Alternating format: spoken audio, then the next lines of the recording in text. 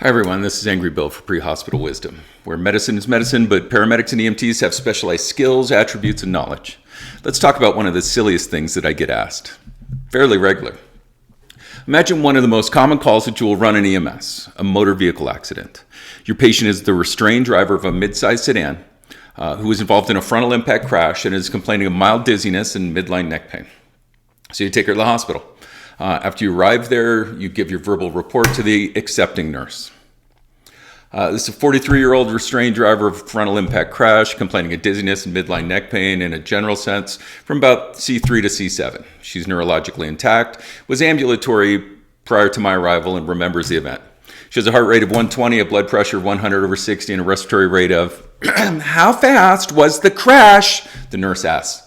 I don't know, but there was 8 to 12 inches of frontal damage and the airbags deployed. The steering wheel, windshield, and the dash. But how fast was the crash? Speed's a dumb question. Let me see if I can convince you. There's a few reasons that I feel this way. First, police don't take people's word for the speed of impact. Why would we as medical providers? Police and insurance accident investigators have extensive training in how to estimate the speed of a crash based on skid mark length, road conditions, vehicle damage, passenger injury patterns, and all that.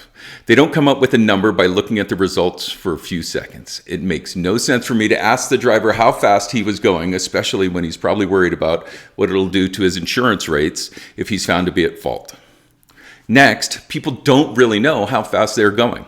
For the most part, people kind of just go along with traffic in a way that makes them feel safe. They certainly don't realize that a grinder is imminent, take unsuccessful evasive action, and then look at the speedometer right at the time of impact. When pressed, they quickly try to recall which road they were driving on, try to guess the speed limit on that road, and maybe take off a few miles an hour to decrease the chances of them getting in any kind of legal trouble.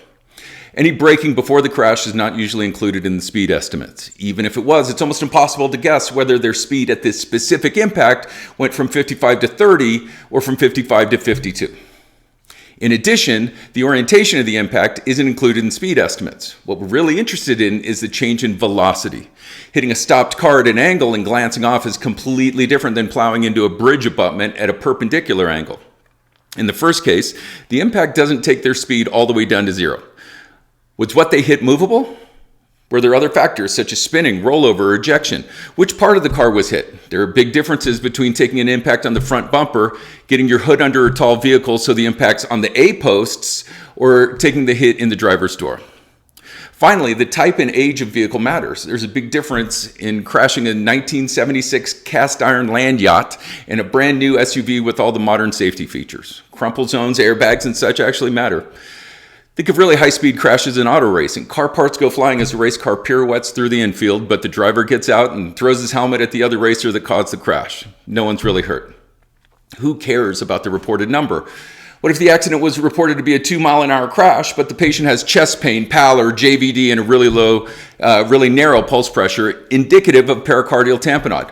What if the crash was reported to be 100 miles an hour, but the only damage is that the license plate is sort of bent and the patient is completely uninjured? The problem is that a 2-mile-an-hour crash is unlikely to cause severe injury, and a 100-mile-an-hour crash is likely to result in life-threatening injury. Most crashes we see, though, fall between where anything can happen. A person can walk away from a 40-mile-an-hour crash, or they can be killed. To me, an accurate description of the crash events and a complete description of the damage to the patient and vehicle is what matters. The major vehicle factors that should be reported are damage, intrusion, airbags, windshield, steering wheel, dashboard. Damage is the amount of external damage. How deep is the dent? Where's the dent located on the car? Is the vehicle drivable? Could the doors open? Was heavy extrication required to extricate the patient? Intrusion, in contrast, is the depth of damage that made it into the passenger compartment, along with all its location and all that stuff too. Damage is how the shape of the car changed, and intrusion speaks to how the shape of the passenger compartment space changed. The difference is important, and I hate to hear people mix up the vocabulary.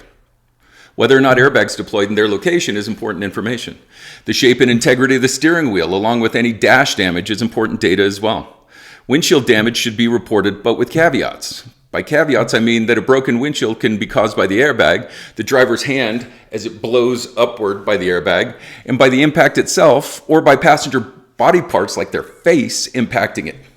Each of these results in a different mechanism of potential injury and a different index of suspicion. Finally, injury patterns on the patient's body matter. To say that the airbag deployed and seatbelts were reported to be used is great, but it's also a good idea to point out that the patient's chest says "drough," so maybe they're exaggerating.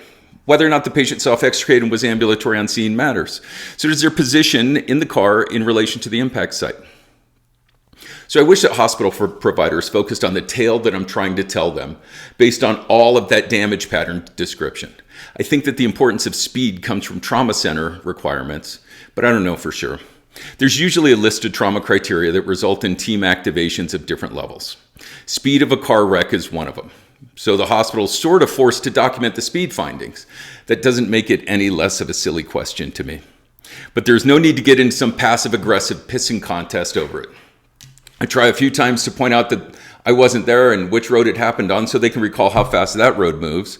But I usually end up estimating that the speed was X miles an hour based on the reported damage and injury patterns. Move on. Tell me how you handle that. I'm interested in your comments down below. If you haven't subscribed, make sure and hit the subscribe button. Like the video, share it with anyone you think it'd be helpful. I really appreciate it. This is Angry Bill for Pre-Hospital Wisdom. Until next time, stay safe.